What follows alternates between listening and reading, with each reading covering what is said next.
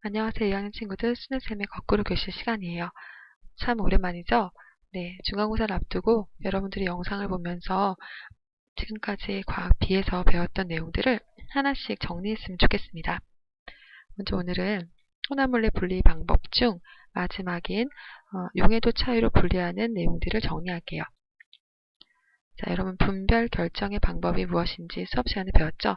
네, 용해도 차이를 이용한 분별 결정의 방법으로 고체 혼합물을 분리하는 내용들을 정리하고요. 그리고 이 용해도 차이를 이용하여 혼합물을 분리하는 일상생활 속에서의 예를 정리해 보겠습니다. 자, 여러분 교과서 297쪽을 펴보세요. 자, 탐구 내용이 나오는데요. 염화나트륨과 붕산의 혼합물을 분리하는 실험이에요. 자, 80도씨의 물 100g이 들어있는 그런 비커에 염화나트륨 35g, 염화나트륨은 35g, 붕산은 15g을 섞어서 모두 녹여요. 80도씨에서는 아주 잘 녹겠죠? 자, 그리고 나서 찬물이 들어있는 수조에 이 두 혼합물을 섞은 비커를 담가둡니다. 그리고 20도씨가 될 때까지 냉각을 시켜서 변화를 관찰해요. 자, 시간이 지나면 냉각된 비커 바닥에 무엇인가 하얀 고체 물질이 보이게 됩니다. 자, 그 고체 물질을 거름 장치로 걸러서 고체 물질을 모으고 그 양을 측정하는 실험이에요. 그러면 80도씨의 물 100g 속의 염화나트륨은 실제로 38.4g이 녹게 되고 20도씨로 냉각시키면 염화나트륨은 36.0g이 녹게 됩니다. 그런데 우리가 실험을 통해서 처음에 혼합했던 염화나트륨의 양은 35g이죠. 80도씨에서 35g은 다 녹아있겠죠. 20도씨로 냉각을 시켜도 염화나트륨은 최대 36g까지 녹을 수 있는데 우리는 실험상에서 35g까지 녹였으므로 염화나트륨은 계속 녹아있는 상태가 될 거예요. 자, 붕산은 80도씨의 물 100g 속에 23.5g까지 녹을 수 있습니다. 실제로 붕산은 20도씨로 냉각을 시키면 5g까지 녹을 수 있습니다. 그런데 우리가 처음에 실험에서 붕산은 15g을 녹였죠. 자, 15g의 붕산은 80도씨에서는 잘 녹아 있어요. 하지만 15g의 붕산은 20도씨로 냉각되면 녹아 있지 않고 일부가 석출이 되겠죠.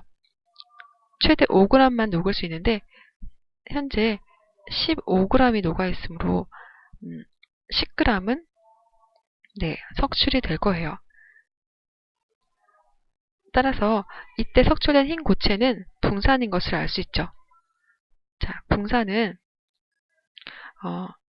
최대 20도씨를 냉각시켰을 때 붕산은 물 100g에 5g까지 녹을 수 있으므로 약 10g 정도가 녹지 못하고 석출이 되는 것입니다.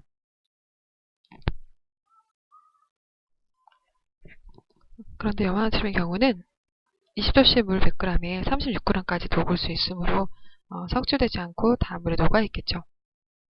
따라서 거름쪽에 걸러진 물질은 붕산인 것을 우리가 확인할 수 있었어요. 자, 이렇게 온도에 따른 용해도의 차이가 큰 물질과 작은 물질이 섞여 있을 때 높은 온도에서 혼합물을 모두 용해를 시키고 그리고 냉각을 시켜서 온도에 따른 용해도 차이가 큰 물질이 먼저 석출되어 분리되는 방법이 바로 분별 결정이었어요. 자, 염화나트륨과 붕산의 혼합물에서는 붕산의 경우에 온도에 따른 용해도 차이가 컸죠. 그래프를 보면 붕산은 용해도의 차이가 온도에 따라 큰 것을 알 수 있어요. 염화나트륨은 거의 누워있는 그런 형태의 곡선이지만 붕산은 기울기가 급변하죠.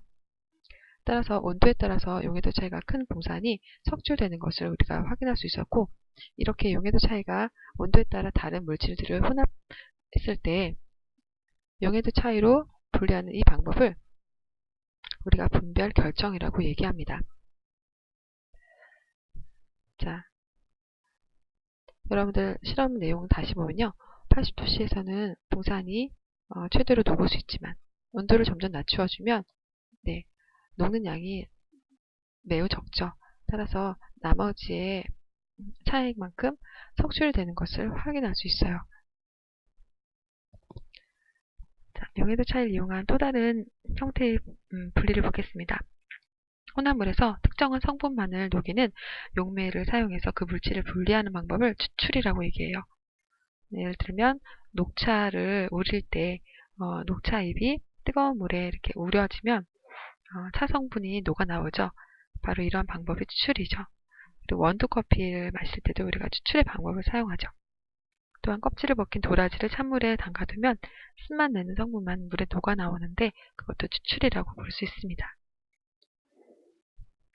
또 다른 용해도의 차이로 분리하는 방법 중 크로마토그래피가 있었죠. 여러분들 우리 실험했던 거 기억나죠? 자, 혼합물을 용매에 녹여서 흡착력이 강한 그런 물질이 막 스며들게 해요.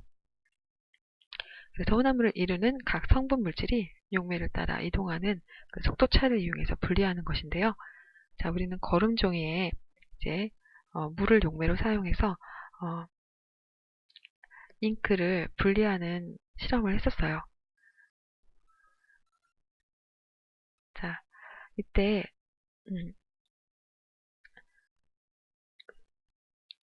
잉크에 섞여있던 여러 가지 물질들이 분리가 되었는데 눈으로도 확인할 수가 있었죠. 그래서 크로마토그래피는 성분 물질의 성질이 비슷하거나 이렇게 여러 가지인 그런 혼합물도 한꺼번에 분리를 할 수 있었습니다. 실험 방법이 매우 간단하고 매우 적은 양으로도 그 혼합물 분리가 가능하기 때문에 유용한 방법이라고 했고요. 이것을 이용해서 그 스포츠 선수들의 도핑 테스트를 한다고 얘기했었습니다. 자, 문제풀이를 해볼까요? 다음 혼합물의 분리 방법에 공통적으로 이용되는 물질의 특성은 무엇일까요? 거름, 추출, 분별 결정. 네, 용해도죠. 용해도의 차이를 이용해서 분리할 수 있는 것이죠. 자, 다음 문제입니다. 혼합물을 분리하는 원리가 나머지와 다른 것은 무엇일까요? 네, 정답은 4번이죠. 4번은 끓는 점 차이를 이용해서 분리하는 방법이에요. 이것을 우리가 증류라고 얘기하죠.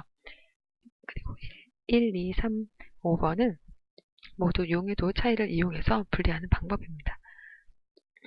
여러분 마무리 한번 풀어볼까요? 용해도의 차이가 큰 고체 혼합물을 높은 온도의 용매에 모두 녹인 후 냉각시키면 온도에 따른 용해도 차이가 큰 물질이 먼저 석출되어 나오죠. 그래서 우리는 붕산이 석출되는 것을 확인했어요. 고체 혼합물을 온도에 따른 용해도 차이를 이용하여 분리하는 것을 분별 결정이라고 합니다. 염화나트륨과 붕산의 혼합물을 분리할 때 석출된 붕산은 거름 장치를 이용해서 분리했어요.